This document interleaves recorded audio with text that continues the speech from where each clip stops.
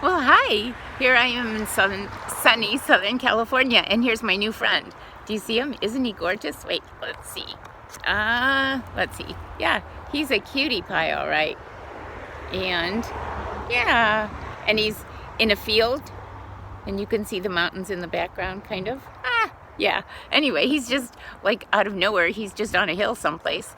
And so anyway, I found him and I thought, oh yeah, he's my new friend and he matches my hat, his face. Or his, whatever he has around his face. Anyway, thank you for getting through 2020. Wasn't it a banner year? So to speak. And so anyway, did anybody think about Andrea Bocelli and Sarah Brightman's rendition of Time to Say Goodbye? But anyway, I think it's totally appropriate as we welcome in 2021, and it's going to be a good year. And 2020, as we pause and reflect on the blessings of 2020 and the gratitude we have for allowing us to slow down and to pause, and if not pause, certainly slow, like slow motion, the movie reels. Remember, sometimes we'd push the button in those old-fashioned movies and they would go like this. Anyway, so because we are so used to being such frenetic doings and habits and schedules and things that we have to do, and instead we had a time to be, and we had more family time and to really connect interpersonally with our loved ones, and to be home, and to, just have that special time, a bunch of snow days. And so it allowed us to go deeper. And I actually heard a rendition of someone making a commentary, and they were saying, how a lot of light workers are very positive, and it's all fine, and you have to just the law of attraction, and I totally believe that. At the same time, this special person was saying that, you know what, we are going through a very pivotal time in the history of our planet, and the climate change and all the things, the corruption and the way things have just gotten out of control, and that we have to. Oops, there's a truck. Yeah, so. It's called for, it's God, the universe, the energy of all creation, the all of it, the all that has ever been, the all that is now, and the all that will ever be, has put a stop to it, showed us that, what, we can't continue, so things had to change. And so I just loved this commentary. And so I think that it's very important to not lose sight of the gravity of the situation that we are facing, and to go deeper. And one of the things that I thought it would be helpful for myself even, and I certainly have enjoyed it, is to do the mirror work, which is to look in a mirror and to really look deep into your eyes, and to really assess, who are you? Are you really the woman, the man, the child, the young adult that you are, that you say you are, of integrity, and how you are really trying to be your best self? And without judging yourself, but just kind of taking inventory, really, and asking yourself those questions. Would you want to be your friend? Like, if you just ran into yourself, and you saw yourself, would you say, gosh, you know what, she's really nice, I wish, I'd like to be her friend, And so do you trust that person? And so I think it's a time where we can really take stock of ourselves and see, where do we come out short, and how can we improve ourselves, because we are here to be the very best version of ourselves, and that's being if Jesus could see us, or if the Buddha could see us, or if any other enlightened master, or your special spiritual hero could see you, would you be proud of how you come across with you? I think it's just beautiful. Do you, because our thoughts and our words and our behaviors and stuff do create our reality. And so, the thoughts you think. Like, for instance, if you saw a person crossing the street and they were dressed kind of, really kind of raggedy, and so would you say, oh, that's a poor person, and so, oh, why doesn't he just get a job? Or, maybe he's been drinking again. Or, silly things like that. Because that's total judgment, and that's not who we are, and that can be so.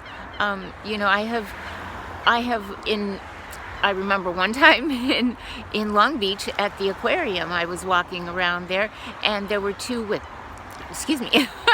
women in front of me, and there was a homeless person on a bench, and they just went on and on about, my husband worked and he has a pension, and why doesn't that guy get a job and everything. And I thought, lady, you don't have a clue. I mean, you really don't know what's going on in people's lives. You just don't. And so do we stereotype people, and do we think people that are, morbidly obese, like I think it's 66% of the population in the United States is morbidly obese, and so which affects their, they can be pre-diabetic or diabetic and have all kinds of other health issues. And so do we judge them? It's not for us to judge. I mean, everyone needs to take responsibility for themselves, right? And we can love and support them to the best of our ability. It's about monitoring our thoughts. And then when we monitor our thoughts, we can monitor our words. And so likewise with seeing different people walking across the street or whatever, or just thinking, do we engage in gossip?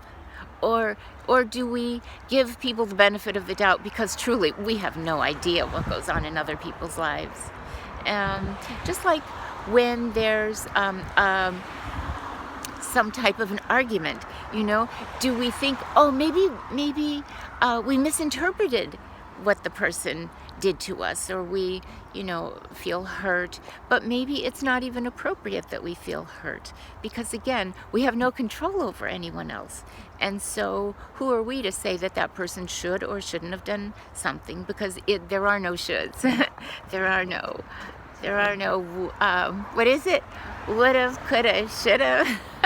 Anyway, there's none of that, really. Everybody's on their own, and everybody has free will to do and say and be any way that they choose. And then, there are consequences to all of that. So, whoops. Whoa. Okay. So anyway, that kind of threw me off. So as we talk about, let's just be kind. That's kind and compassionate, and let's be like those enlightened masters to the best of our ability.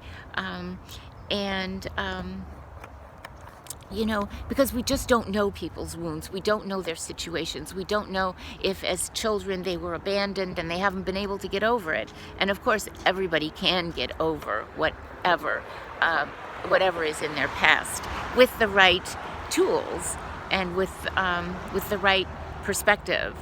And so we don't know if as children they were abandoned. We don't know what's going on right now. Maybe they just lost their job like 10 minutes ago and they did something crazy. And we don't know. And maybe they insulted you. And it was just, hurt people. And so, or is it, some people have kind of a weird personality, and so those people, maybe it's kind of like, bye, see ya. But it's not for us to judge. And in any type of a dispute or a disagreement, it's not about winning, because really there is no winning. When you try to overpower someone with your perspective and your point of view, you don't win. All you do is alienate people. And so competition competition just is really not necessary. I mean, maybe in athletics or in scholastic achievements, then of course, oh yes, I want to be at the top of my class, and oh yeah, I can jump the furthest and I can swim the fastest, and and hit that golf ball the farthest.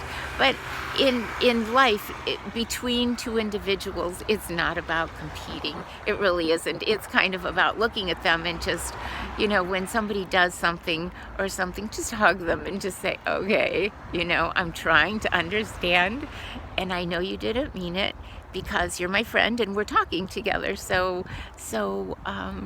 yeah, it's just about, loving, just seeing the soul of the person. You don't have to like their behavior. You don't have to like what they do, because that's on them.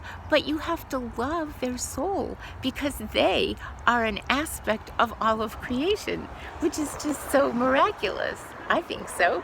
And here, this is a playground. We are here to play with one another and to do the best we can do, and to kind of lighten up and just enjoy life, And so, that, of course, what I'm going to say, because that's kind of my shtick thing, is when we talk about competition, it's the legal arena. It's like you gotta win, you gotta pummel the opponent, and that's not appropriate. And hopefully